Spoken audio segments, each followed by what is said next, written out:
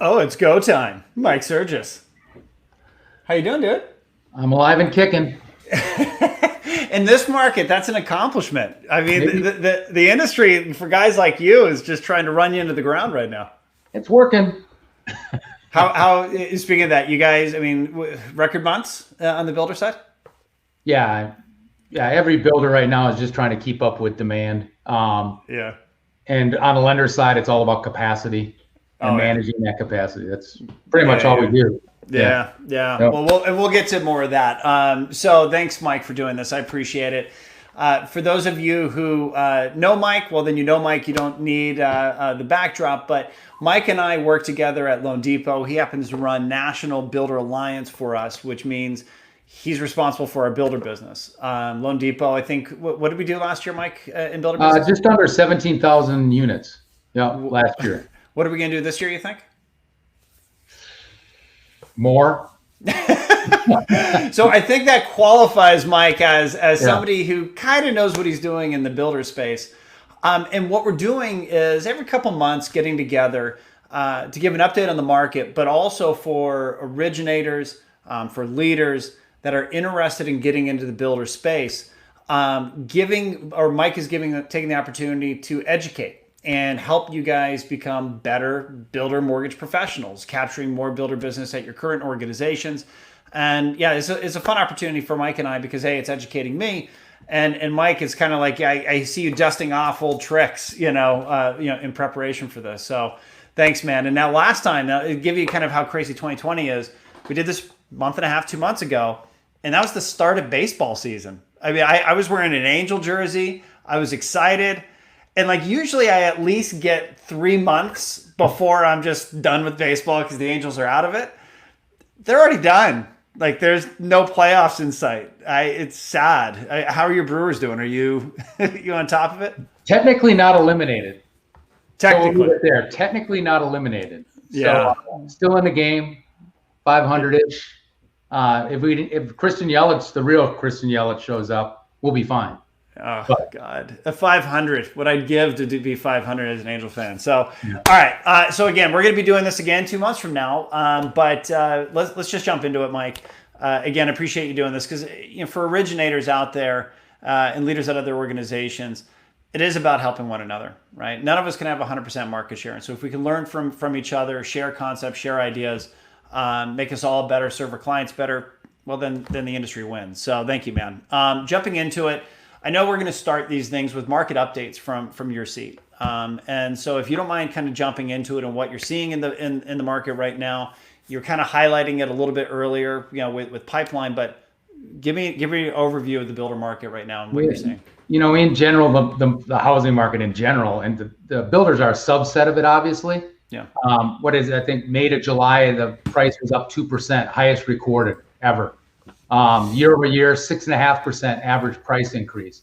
So you're kind of seeing that supply demand quotient kicking in, and builders again are a subset of that.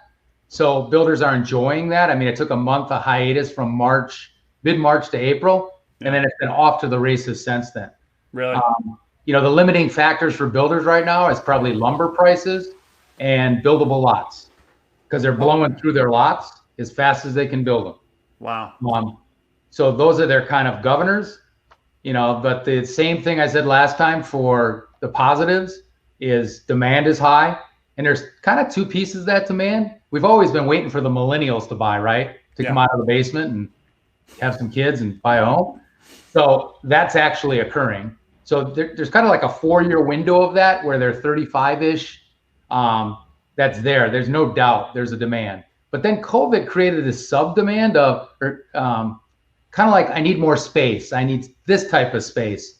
Yeah. So people are more willing to I need a home. I need a safety place. So that demand doubled down. And then obviously rates being low just is fuel on the fire. Yeah. So from a market perspective, it's all systems go. Is the lumber price a COVID thing also? People just not being able to get it into the mills and everything else, like just not the whole manufacturing of wood and get it there, or like the fires actually have kind of been a little issue because they're blowing up lumber, right? Yeah. And then I joked with a builder yesterday. I was talking to a builder and I said, lumber might be the toilet paper for builders, where builders were actually hoarding it ahead of time. There's a little bit of that, I think, going on. But I know the futures this week came down for the first time, so maybe that's a good sign. But lumber definitely has been a big. It's probably up 90% in a few months. Holy cow! A lot. Yeah. So, and for those of you guys who are watching, ask Mike any questions. You can throw it into the comments section. I'll do my best to monitor it and bring it back up so we can get it out there. Now, for this, Mike, and kind of pivoting a little bit into what we were going to do and talk strategies and tips that people can execute to better the business, we're going to focus on product. Last time we did partnership, right? And how to be better partners with the builders. We're going to talk about product. But before we get into the tactics and strategies, can you give kind of an overview of the current state of affairs with product, mortgage product within the builder space and what you're seeing out there, what's lacking, what's coming, what exists today? It's funny. I've never actually seen a time where product, the way we traditionally think of it, if I say this right, matters least because the sales are there.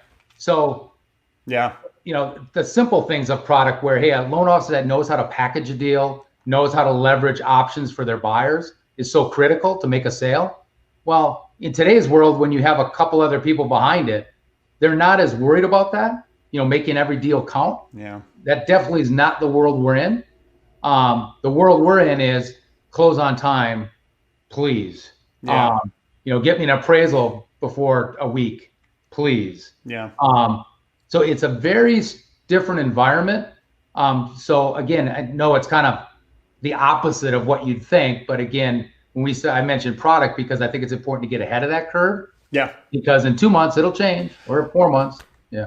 The best time to begin thinking about what you're going to need is when you don't need it, right? Because if you wait until the light switch flips, well, then it's too late. You got to go scramble, you got to go educate, you get ready. You get ready now for the markets up ahead, and you never have that up and down roller coaster. That makes sense. Yeah. And that makes sense on the product comment because it's kind of like refi leads right now. If you're a retail originator, like you really don't need them fed to you too much because just walk down the street, knock on a couple doors. There's your leads, and you've got your refis. Hang out at Starbucks with this shirt on. Yeah, exactly. Yeah. I just wore mine yesterday. Look at that. Yeah. All right. So what I really love about your approach is guys like me overcomplicate everything. Like I need people to unwind me to figure out what the hell I'm actually trying to figure out. And you having such command, you simplify things. Last time when we talked about partnership, I was like, talk to me about builders and how would you approach them? And you're like, Shane, there's literally two kinds of builders. There's a control guy and there's a service guy. And you went through this, kind of a conversation around the differences between a control guy and a service guy, which really makes it easier for you to put thought and context around what your strategy should be. And when we were prepping for this and talking about product, you did the same thing to me, which I love because, again, it puts context to approaches. Talk about how you use product strategically. And the role that product plays. Like, and you kind of hinted at it right now. Product really doesn't matter that much, Shane, because we're really busy. So how do you break down product and then how do you leverage it strategically when you're trying to go get more builder relationships in business? Right now there are some products. So let's talk about like one that's always useful, long-term locks or rate caps, whatever you want to call it with your platform. Yeah. That just does two things. So even in a hot market, it still protects the builder's backlog and it protects the customer's qualifying. So just in case, no one thinks rates are going up, but just in case if someone has that comfort level they want for especially year end, perhaps, that still has some credence today, long-term locks. And really what that is a rate cap, right? You won't do any worse than this. Yeah. So you can feel comfortable, you qualify, builder, your backlog's protected, we're solid. So even in a hot market, a product like long-term rate cap or long-term lock does have some value. In a hot market, though, are there other products that matter, or is it? The one I'll kind of jump into, and this isn't really a product, this is a service. Okay. But if you're on a builder team, you need an in-house condo department. And in a hot market, where that comes into play is, step back. It's always nice to have that in-house team because they can help your builders. The earlier you get them involved, they can help your builders and developers set up the legal docs right, phasing right, to maximize closing early. Because once the builder gets that house done or that building done, they want to go. Interesting. So, but the thing in a hot market that I was getting at was HUD changed their rules last year, where you cannot even apply for an FHA approval until the property is completed and the amenities are completed. So that puts our timing back. In the old days, you'd get approval, then just wait for it to be completed, validate it's done, and close. So that minimizing that day from completion of building to being able to close on an FHA deal, if you have an in-house condo team that has the capability to do Del Wrap, that gives you a 30-day edge probably on closings, which mean a lot to a builder and their carry costs. Yeah. That's fascinating. Because example. And it's like leveraging product to build support teams, support groups to beyond just operations to get the loan pipeline moving faster. Because let's face, like you said, speed kills right now. That's the name of the game, and that's awesome. Now, what about a slow market? And Darren, what's going on, man? Thanks for being here, dude. But what about a slow market? You know, when we get out of this, let's say somebody's forecasting 2021 to be a different market. And again, it's about getting prepared today for that market ahead. What are the products that companies need to be thinking about? So that's where your typical builder guys add value, because you're trying to drive traffic or help with sales. That's what builders are really looking for of their lender. I mean, besides the assumed communicate early and often, close on time, they want you to help them drive traffic or drive sales. So let's talk about the basics. There is a differentiator between loan officers and their ability to leverage product and listen to customers to get them in the right product. That a lot of times where I see it is large public builders have in-house mortgage companies. And I'm not sure if so right now it might be volume driven, but a lot of times they do their best shot and then throw it over the fence. Yeah. And then we come in behind them and say, hey, I can make this work. This ain't a hard deal. I'll do this, this, this. So that product, I don't want to blow past that because that is a key differentiator of a good rep. But other products to drive traffic, for instance, could be the ability to market a low rate. I don't really think it drives sales or makes a sale you wouldn't have got, but I do think it sometimes can drive traffic to your community when a consumer's looking, hey, I want to visit this one or that one. Well, I'll go to this one first because you're marketing a low rate and I want to understand what that is. So you can get that with products, Shane, like buy downs. You know, there's permanent buy downs, there's temporary buy downs, totally different thing. Permanent buy downs help with qualifying, they help with keeping the payment low forever. Where temporary buy downs are more listen, we're doing this because the first year I know you're going to have wall covering expenses, for new stuff. So we'll keep your payment low for a year, then it goes to the regular rate at X. So buy downs is a really good one for marketing lower rate. And you don't hear temporary buy downs used that much. Actually, it's weird. It was creeping out.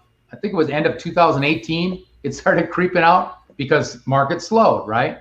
But also there's a lot of education still on buy downs because during the financial crisis, anything that looked like a bait and switch, you really have to explain. And so people, as soon as they hear it starts here but goes here, they freak out. Yep. As opposed to saying, here's the facts, here's why we're doing it, take a look. Okay. So buy downs is one tool. Forward commitments, that's another tool that is very as old as hell. I've been doing 30 years. Very few people do forwards anymore, to be honest with you. And especially the traditional forward commitment. So Shane, a traditional forward is kind of rate insurance where you're in June of a year and a builder goes, listen, I want to make sure I have these low rates available through December. I'm willing to pay a fee to own a block of funds so that A, I can market that rate, and B, I can close on that rate. Now that's pricey, that costs a lot of money, but some builders use rate insurance for years as a way to protect their year end. Can you go into that a little bit more? How does that conversation start? Is that an originator or a builder leader on the mortgage side approaching the builder and saying, hey, I don't guarantee the market, but this might be the bottom. Do we want to look at like how does that process start, and how do organizations from capital market, secondary, whatever, execute on that? Because obviously not everyone knows about this or how to do it or even how to do the mechanics of giving a forward commitment. Yeah, and I would clearly not lump this in sales talk for the average person. Yeah. It isn't something that I pitch. It's more of if a builder's really nervous about rates, it's something you can offer to say, well, here's something. It costs X. It protects this much pipeline, but it'll cost you Y. Yeah. That's the traditional forward. And again, I'll be honest with you, that hasn't been used much for years. The forward we did use in 2018 is called a discounted forward. That's back to that point about driving traffic where, hey, I'm buying down the rate. So today's rate is 3. I want to buy it down to 2.5, and I want to have 5 million in funds to do that. So I can market for a month at that rate. That's the more, like the last 5 years, that's what you see a little more of.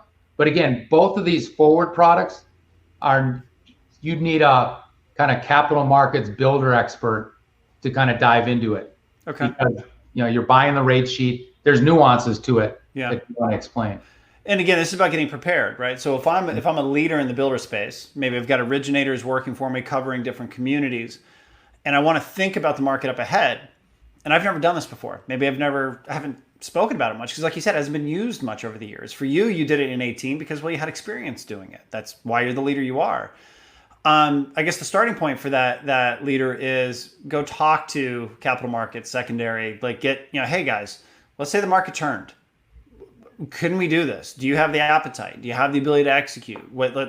Get that education now. Don't wait until the market flips and then you're too late. With companies like us, we're just going to do it automatically, right? Yeah, I mean, there are forms and legal agreements that you have to have ready. So it's right. Again, get prepared for the market up ahead. Anything else in slow markets that come to mind that kind of key products that people need to think about? There are other toys that kind of come out, like paying HOA, allowable HOA based on the product they're in. Could be paying 3 months of interest. Those are a little different how you disclose. Mm-hmm. I even in April, gap employment insurance crept in again. Where if you're afraid of losing your job, we'll cover you for the first year. Up to a certain amount. I mean, those kind of things are, I don't know. I don't think they necessarily make a sale, but they're ideas that kind of creep in. It's the sum of the parts, right? And it creates stickiness. At the end of the day, they're going to transact with you because you're the best mortgage consultant. But if all things are equal and you've got this, it's going to drag them in a little bit, especially in today's day and age where conversion of clients, it's under attack, based upon the availability of information online and all the other, what we saw was other mortgage companies trying to get into builder, right? And new faces kind of creeping up. And this is the type of stuff that differentiate. So that's cool. I mean, all things equal, builders do like dealing local. Yep. I mean, all things equal, because they got a partner, they can see them, they can strangle them. Yeah. Right. I mean, so there is an advantage to being local in that case. Now, in the non-builder space, realtor education is big. Like we'll do renovation seminars for the realtors and teaching them about the renovation product. So then when they're out showing homes to their bar or their clients, well, hey, by the way, I know this house isn't exactly great, but my lender does renovation and we can get you into the home and you can make it your own. Obviously, renovation isn't a builder thing. But that concept of educating your referral partner on the products that they should know about works in the realtor space. Is that a thing in builder? Like, do we need to educate the builders on product that you guys are offering? New home tours, sponsoring buses, taking them to new home communities. Those are all in the right market, good tools. Educating them what's available in the new home space and what builders are doing what. You just have to be a little careful with that because, especially right now with the builder market, the demand being so high, you're starting to get that no co-broke thing cropping up again with some builders, which obviously realtors don't like. It's not extensive and it's certainly not in Texas, but you have to be careful with that. But there is some value to that, and there's two parts of that, Shane. There's tours and fun events and grand opening support where you invite realtor lists. And then there's actually education of realtors on what might be out there in the new homes that could fit their consumer. Incentives, kind of price points, education, so they even think about it. But most realtors right now in most market chain, because the resale supply is so low, they're looking new. Well, and I'm actually, let me pull you back into product. With the builders and the mortgage product that you have and availability, pretend it's a slower market and you're talking about covering HOAs or certain product sets that you have, is educating the builder on mortgage product that you're selling or offering to your clients. So that way, when they've got somebody, touring a home, they can bring up certain mortgage product and say, hey, my mortgage partner can do this. Do you educate the builders the same way that we try to with the realtors? I think that's a great point, Shane. I think we have to do a way better job as an industry, including us, on doing that. 15, 20 years ago, most salespeople at builder communities could pre-qual a buyer and be pretty good. Like ratios, they'd know what to ask for assets. Today, they kind of go, I'm out. So I think we can go back to that but you got to translate in their terms. And what their terms are, consumer says, I don't know if I have enough cash to close. That's the cue. So what are your tools with your financial partner that solves that problem? I have a credit issue. What are your tools that you have to solve that problem? That's where you can help educate so that when the queue comes up, you're ready with just enough that you keep them interested. And because once they give you that, I love this place, I just don't know if I can get in, then it's just how do you knock down walls to get them in? So if I'm a builder rep, on the mortgage side, and I'm thinking of strategies that is going to endear me to this builder, it's going to make me a partner of theirs. I'm not going to throw the whole kitchen sink, at them at one time. What makes sense to me, and again, we're talking about slower markets, right? That's when product depth, matters more. But what I probably do, and you tell me if this is wrong, if I'm a builder loan officer, what I probably do is I come up almost with, I consider those rebuttals, right? Okay, so builder, every week for the, or every 2 weeks for the next, couple months, we're going to sit down over a cup of coffee, and I'm just going to give you rebuttals that home buyers might give you as relates to being, the mortgage financing side of it. And I'm going to give you a couple responses to give that are going to pull them back into me. Like Mike, you just said, God, I don't know if I can afford this. Boom. Okay, you got that. And then, so educating the builder almost in a series that keeps bringing me back on site and keeps them connected to me for that education. Absolutely. Absolutely. And years ago, we used to do a matrix that said cash to close issues. Here's tools to use for that. Right. Qualifying monthly payment issues. Here's tools to use for that. Credit issues. Exactly. Tools. Yeah. Yep. Exactly. Yeah. Now, do you? Let's say that you're doing that, and so you've got all of it. Do you also have any collateral, marketing collateral, that would mirror that? So you've got your almost rebuttal matrix or whatever you want to call it. Okay, so this is kind of what you want to highlight. Do you give them collateral to reinforce that, hey, there is a solution for them? Or is that almost giving too much information? Because sometimes if you give too much, the person thinks they don't need to talk to you. Where do you fall in the camp of, okay, give your builders product flyers, if you will, to give people that are coming on site? It's with COVID, it's kind of a different world. Yeah, okay. We'll be out of COVID at some point, damn it. Yeah. In a normal world where that comes into play is what is the biggest hurdle? So any marketing you would do would probably focus on the biggest challenge or most common challenge, as opposed to trying to answer everybody's rebuttal in one thing. You tend to go, all right, what's the number one reason people can't buy? No. Well, it's cash to close. Okay, here are the toys that get around that topic on a flyer or on an email blast. So yes, but I would tend to kind of focus it on the bigger one instead of trying to address everything. Yeah. Because as you know, people they read about 3 sentences and they're done. Well, and where I think that, again, trying to stay in the product vein also is when we get into that day and age where every person on the community matters, right? We got to, because we're trying to sell homes, is you can almost create a communication chain between you and the builder where they just collect the rebuttal. And marketing technology has changed. You and I talked a little bit about it in the last call or the last live stream, where if I'm an originator and my builder calls me and says, "Hey, I just showed, did the tour with Bob Jones, and his issue or concern was being able not have enough cash to put down. So why don't you reach out to Bob?" And instead of just an immediate call, you can shoot a video. "Hey Bob, what's going on? Me and my builder partner Susie Q. She had mentioned that you had a little bit of concern about that. I'm not going to dump you with a bunch of information in this video, but I wanted to let you know that, yeah, we have a lot of product options that might be able to help solve your cash down issue. Let's schedule some time to talk." And so you can create that communication chain of use the matrix. These are the things to listen for. If you hear any of these things, feed it to me. And then I can go use that to capture this buyer for you. Yeah. Yeah. And again, when you say stuff like that to me, Shane, I realize sometimes how amazing I am. Yeah. Yeah. Well, that too. No, yeah. things that we could do better. Yeah. It's like, yeah. Yeah.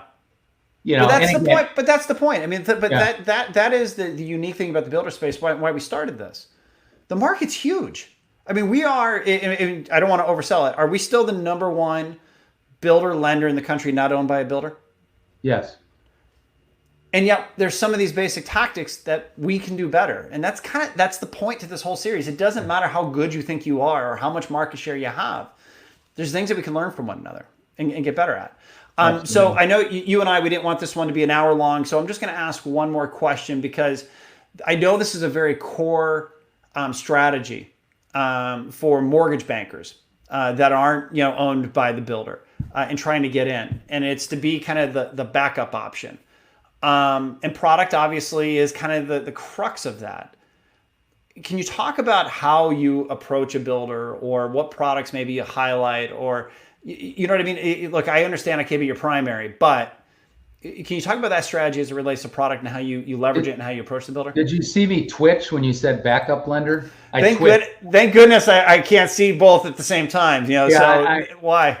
I mean, I hate the word. I like to be the second preferred lender. Well, hold on. I can do this on the fly. You're going to like this then. You keep going and you'll see what I'll do. So sometimes, and this is like the DHIs, the DR Hortons, the Richmond Americans, the KB Homes, they have their own mortgage company. Okay. There's times when I'll tell you right now, DHI, they're just tossing leads over the fence because they're so busy, and their reps have to pre-qualify 100 people. There are like low-hanging fruit all over that. So what happens is, if you're a solid rep and you make one of those deals work for that community salesperson, they're going to go, you made a sale for me. They couldn't, my own in-house. Next time they have any hurdle, they might say, this customer seemed okay. I'm going to get it back to that person. You make that one work. Now all of a sudden you're kind of moving up the chain as you're the next guy in every time. That's where it gets interesting. Because if you can take that up a level to get this community, because they share, right? These retail sales in the communities, they share information. You can grow into quite a nice business. Now know this, when the market turns and they have more time to tinker with loans, it might be, a lower volume. But when times are hot, being the second preferred lender ain't a bad place in some of these builders. Did you see? That's what I always had written down here, second preferred. I would never use the word backup. Yeah. Ever. Second preferred. I had a nervous twitch. Rookies would use the word backup. Oof. So, second preferred. Okay. No, I dig it. All right. So, I could keep asking questions, but the idea is to create a dialogue with other builder reps around the country. I know that you're going to plan to send this out as a recording to people around the country who do builder business. Anything else that we want to highlight, as it relates to the product vertical? I guess the main thing I'd say on product is just make sure you have the tools you need. If you don't, raise your hand now so that you can build those tools. Long-term locks that have some kind of refundable deposit, a float down, a condo team, buy downs, forwards. Having those on your platform just gives you more in your arsenal. So and having the product, but also the contractual language you talked about it earlier. Like, it's one thing to say that you can do forwards, but if you've got to go to your legal team, well, I need you to draft up, what have you, and we're able to come in. Oh yeah, here you go. Yeah. You've lost. We're in. If it's going to take you a month or two to execute, and I'm glad that you talked about this topic, because clearly today is not the day that they're necessarily worried about product, but you better get ready, because one day it's going to be needed. Yep. Awesome. Well, Mikey, I hope a miracle happens for your Brewers. The Angels, it ain't happening. Not this year, at least. So good luck, man. But I appreciate you doing this. And everybody out there, as always, I would definitely look up Mike on all the social sites. Feel free to reach out to him directly if you have any questions, or you can come through me and I can get it to him. But appreciate you guys watching. Mike, have a great day, man. You too. See you guys. Take care. Bye.